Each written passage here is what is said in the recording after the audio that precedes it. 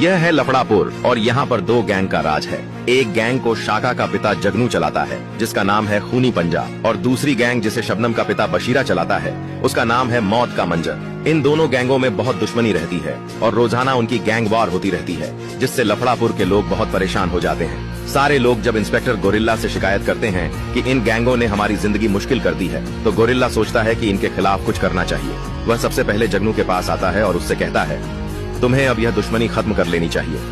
जगनू भी रोज की gang war से तंग आ चुका था, तो वह मान जाता है और गोरिल्ला से कहता है, यह दुश्मनी कैसे खत्म होगी।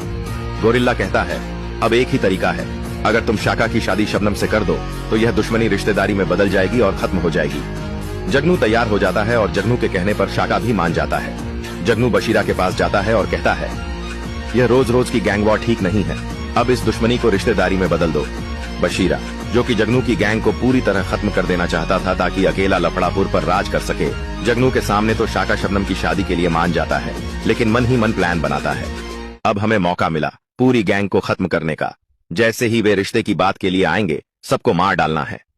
अगले दिन जब गोरिल्ला जगनू और बशीरा को एक जगह बुलाता है, तो जैसे ही जगनू और शाका वहां पहुंचते हैं, बशीरा के आदमी उन पर हमला कर देते हैं, जिसमें जगनू बुरी तरह घायल हो जाता है।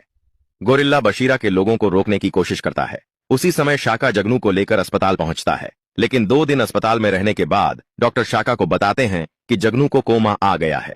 अब सवाल यह है, क्या शाका जगनू का बदला ले पाएगा या नहीं।